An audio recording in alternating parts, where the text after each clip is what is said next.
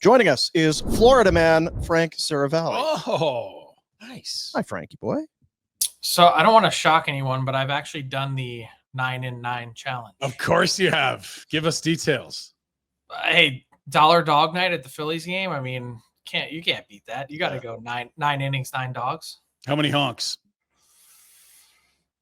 That part we'll leave to mystery. Oh, so more than 0. Okay, because Dean's trying to get me on the spot, committed to something. I think I could do 12-12. Well, we had a video of a guy who was going to double it. He wanted to do 18 and 18. He was a disaster. He puked and rallied at least once or twice, to his credit, I suppose. But how difficult was it? Was it easy? I mean, the honking would happen after. Did you complete the 9 by 9? Yes. And then Trubs. No.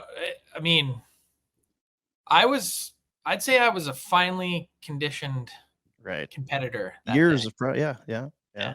This is not for amateurs. Clearly. I mean, boom, you've seen me put down the extra double meat cheesesteak. I did see that, yeah. And you know what? Having been in Philly, you'd be in good company, I would think, with people who have had no problem knocking down the 9 by 9 challenge. It's kind of a problem. Yeah, it's all good. Do you think I could do the 9-9? I mean, look, you're a talented guy. I haven't seen anyone quite manage themselves like you can. So I'd say you have a chance. Okay, thank you. Yeah, he has a unique set of skills or whatever it is. He's got it. He's got it. So the Board of Governors are meeting, led to believe there's kind of nothing of real substance going on. It's just they're getting together and having a chin wag, or what's happening? Well, this is their last meeting before the NHL is set to begin CBA negotiations in the new year. From a public point of view or a fan point of view, there may not be anything super newsworthy or interesting, although we kind of had Michael Andlauer, the owner of the Sens, here kind of drop a little napalm on his way into the meeting by saying he basically alleged the New York Rangers, without saying their team name, of, quote, soft tampering today, which I found fascinating. We can dive into that. But from a pure public perspective, there may not be anything really newsworthy or noteworthy, but I can tell you, you come to these things and you really never know. Yeah. It was here not that long ago where Gary Bettman came out and out of the clear blue skies said, hey, we're going to open a ticket drive for Vegas. So you just never know, which is why you show up every year. So let's get into what you were talking about then. We saw Larry Brooks on Friday noting that this whole Rangers, Trouba, mentioning names, like they really want Brady Tkachuk. Now, he isn't a member of the New York Rangers, but he's very close to. Is there a case for the Sens to be more than just frustrated or upset about the leak? I don't think so. I mean, so what? Every trade rumor now that exists is going to be considered soft tampering. And by the way, Brooks kind of mentioned in his reporting over the weekend, if you read the last few paragraphs of one of his columns, that, okay, maybe the Rangers weren't interested in Brady Tkachuk, but I could see them being interested in a player like that. And it's like, okay, if you're a reporter and you're connecting A to B to C, first off, it's not that difficult to do. And second, that's not tampering unless someone from the Rangers organization, even if they did specifically told you that they were interested in the player. As a media member, that's not tampering. What actually is tampering is when you have a team contacting a player or going to his agent or whatever it might be. That's real tampering. There is, whatever you want to call this, soft tampering, fake tampering, whatever. It's a pain in the arse for the Sens, but this isn't a real thing. Oh, and if I'm the Rangers, I love it. Like, just go drop that little nugget into Brady's lap. Oh, hey, I'm sure Canada's nice in December, but the Rangers here on Broadway, they like you. Like, keep that going. Well, that's really the issue, I think, from the Sens perspective, is like, hey, you may not be actually talking to him, and you may not even have called us on him, because the Sens were clear and the Rangers have been clear to me that they have not had one conversation about Brady Tkachuk. And Michael Andlauer said on the record today to Pierre LeBrun that there has not been one conversation about Brady Tkachuk. But their concern is, okay, well, you're just dropping crumbs for Brady Tkachuk or someone else to pick up to say, hey, the Rangers could be a team, if you decide at some point that you want out, that would love to get their hands on you. But that's like saying, hey, there's a lot of teams that would like Connor McDavid. I was going to say, if the media were potentially guilty or going to be on the hook for tampering, then no one was more guilty than Ryan Pinder in connecting Leon Draisaitl to anybody but Edmonton in the final year. Oh, and McDavid to anywhere but Edmonton in a year too. Yeah. Is that coming up? Well, I'm just working hard. Watch tampering. Just trying to back channel here. Watch out for that soft tampering. Just trying to will it into existence. Yeah. So the Rangers did issue a statement to me today and said, this is, quote, this is an irresponsible accusation and we defer to the commissioner's office. I love that they called it an irresponsible accusation because I think that's correct. The team cannot control what comes out of a reporter's mouth or what goes on a reporter's report. It just, that's not how it works. Yeah. So how does it work with the Board of Governors? Because I was reading LeBron. So you've got the Board of, but then there's this like special super important group with the actual ones. Jacobs, and I understand Murray Edwards is there. And that, so what do the rest of the guys do? What do the rest of the Board of Governors do while the super important governors are meeting? They lounge at the pool, get lunch. And then when they get in the room, it's, hey, you're really happy to be here, and please sit here and keep your mouth shut. Yeah. And I would think for some of those guys, I never get treated like this anywhere else in life. I'm a very successful businessman. I'm a sports team owner. Billionaire. I'll just sit here and drink my water. Gary, back to you. Be a little humbling, I would think. Flames. It is kind of funny though, if you go in the room, and I don't know exactly if it's the setup now, but they have one of those things where you actually have to press the button to speak. And then they're like, you get either a red light or a green light. And you have to like quite literally put in the request to speak. And if you don't get the green light granted, then it just remains red. Dean tried that on our show with me. It didn't go well. I keep waiting. Yeah. It's like the Brazilian steakhouse. Just never stops. Yeah. Flames are in Nashville tomorrow. The Predators, what did we say? 6 straight losses. I think they're 0-4-3 their last 7. Something like that. Is it irresponsible to talk about Andrew Brunette? Does it coaching change anything there? What's your what are you hearing, or what's your sense on what's happened in Nashville? It's been a disaster.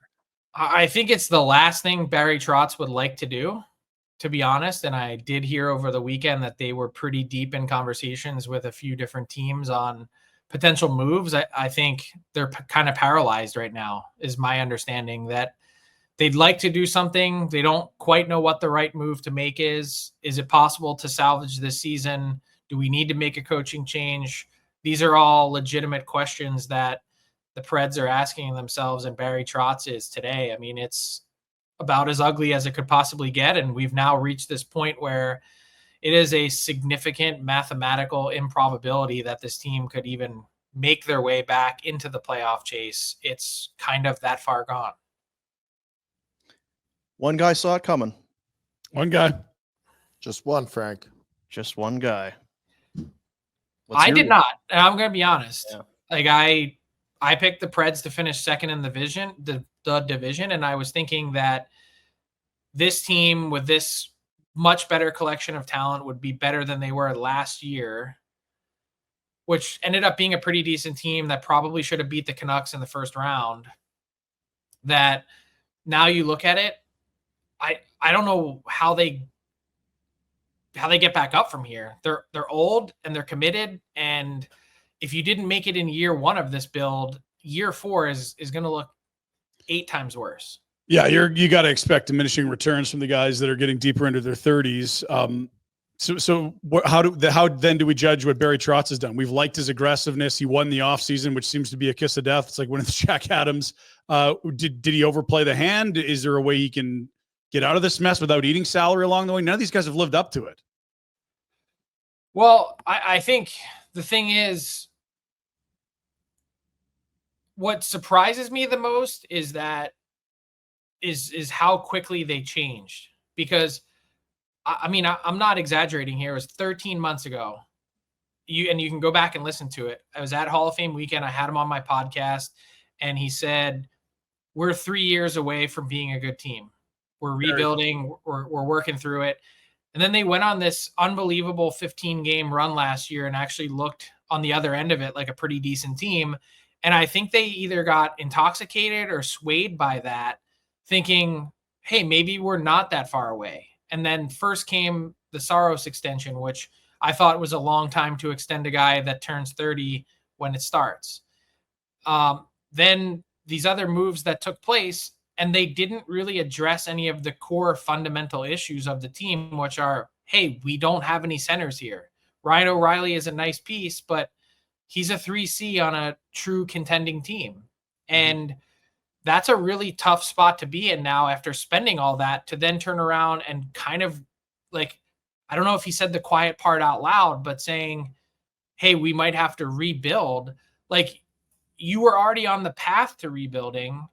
Then you made a sudden right turn. And then all of a sudden, now you're back to where you began. That can't possibly be the case. It almost kind of reminds me of the Ottawa Senators trading for Matt Duchene and then 6 months later declaring that they were going to rebuild. Like, if you're going to have a plan, you got to stick with it and be consistent. And you can't sway from that. And I think that's the biggest thing that the Preds are guilty of more than anything. They have 3 firsts, which is intriguing. How could that help them? Because clearly those are very valuable assets. Their own pick looks incredibly high this year. Yeah, I mean, that's the one kind of perplexing thing I would say is you could unload those picks right now and undoubtedly make your team better. But are you convinced that moving those picks is the right play to try and salvage the damage that you've already done to your own roster? Or is the organization from a holistic perspective actually better off taking their medicine, keeping all 3 picks, and unfortunately for them, happens to be in what many consider to be a below average draft class, and go through that process and wait 3 to 5 years before those guys are actually making an impact if you hit on them? Or do you just blow it all up and say, we're committed? It's like poker. Hey, we're pot committed. We've got this group that we've signed $100 million to in the offseason.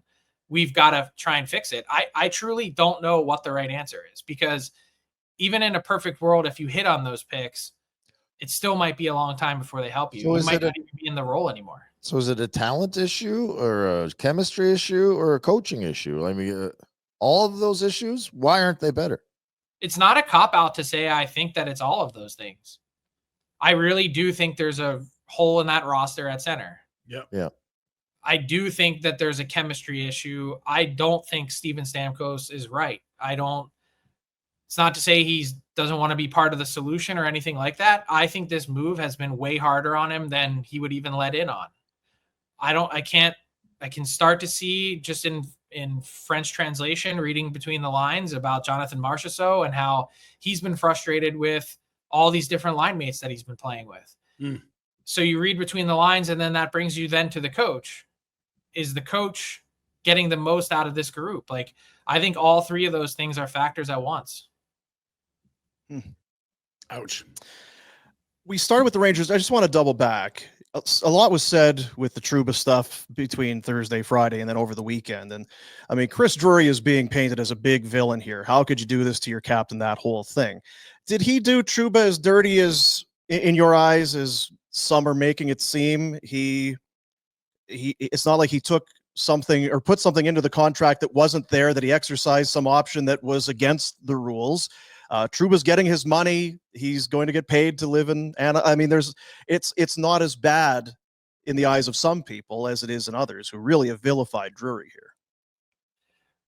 I mean, I think in the end, he actually comes out looking pretty good.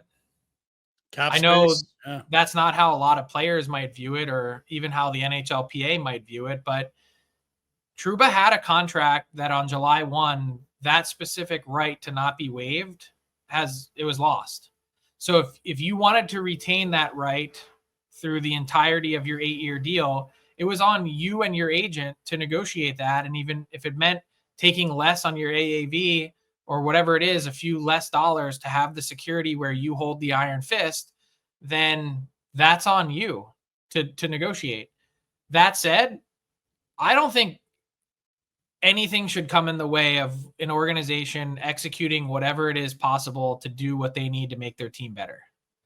And he may look like a bad guy, but as one GM in this league likes to say, if you want loyalty, get a dog, because that's just not how life works. That's not how general business works. And yeah, was Jacob Trouba in a tough spot with his wife finishing her residency this year? Yeah, that sucks. It's a tough place to be in. Is Jacob Trouba and his wife, are they going to be the only family that's commuting bi-coastal this year to see each other? No, they're not. And he's a really high-paid athlete at that. So you make the choice. Do you want to play or do you want to pout? And if you want to play, you had lots of options on the table to be closer. You could have gone to Columbus. You could have gone to Buffalo. You could have gone somewhere else. You felt like Anaheim was the best choice for you, and that's okay. It's great that you even got a choice, but you lost the right to say no to waivers when that clause expired in your deal on July 1. Kind of like this for Anaheim. I know he's not anything what he used to be, but you're young. It's this year, next year. They've got all kinds of cap space, and it's a group that didn't have, I think, a real leader of men. I mean, you've certainly got Killorn and Gudas that are older, but are they big minute guys that can really, like, I think this is exactly what Anaheim is looking for. There might not be a more Pat Verbeek player than Jacob Trouba here for the next year and a half as a Duck. Okay, great. But just tell me why the Anaheim Ducks bailed out the New York Rangers. Yeah, and look, it's the same way I felt about the CC deal with San Jose. Like, I could see why San Jose likes the player, but it certainly helped another team, no question. Yeah. And that's the part that I come back to, is as much as Pat Verbeek wanted to help the Anaheim Ducks and feels that this player may be a difference maker for them, the truth is, just last summer, we had players that had $3.4 million left on their deal per year for 2 years, require a second-round pick to get moved in order for that player to change hands. Mm-hmm. I'm talking about Jake Wallman. This time around, it's Jacob Trouba, also going from, one coast to the other, and he's got $8 million left this year and next, and you give them assets to do it. I know it wasn't much, but the fact, this is why I said Chris Drury ended up coming out ahead. You were able to get off of that deal by actually getting Friday is Hawaii. Sorry, Frank. Fat fingers. I hit my soundboard. I was saying Fridays. You didn't do that on purpose. I did not do that on purpose. Not trying to walk her there. Mrs. Boom is a lucky lady. Hey, I'm with you. And just to put it, I'm totally in agreement. Like, Drury has had to be pretty psychotic in a sense. Like you always say, like, you got to be cutthroat, but look what he's done with Barclay Goodrow and Jacob Trouba were two of the least efficient contracts he had on his books a year ago. They're both gone. And now, if you're counting at home, between now and March 7th, if the Rangers don't do anything, they'll have $27 million in cap space to spend just at this deadline alone, not to mention the idea that they've now cleared up a huge hurdle, and all of the money that you just moved off the books for Trouba, now you can slide a big chunk of that to Shesterkin for his raise, and all of a sudden it's not really painful and you can see a path forward. Yeah, a year left on Panarin. If he wants to stay, they can do that. You could make a run at a superstar who's up in a year. We'll see. Yeah, they're trying. Planting. It's already it's really good. Start that up for us. So Frank, soft tampering. So what happens this afternoon for you? Because I know I'm gonna go sit in the lobby and wait for this meeting to break up. That's what it is. I don't know if people they think it's glamorous. You're down in wherever the hell you are in Florida, and you're at the Four Seasons. This and the you sit and wait and sit and sit and sit until they choose or not choose to talk to you.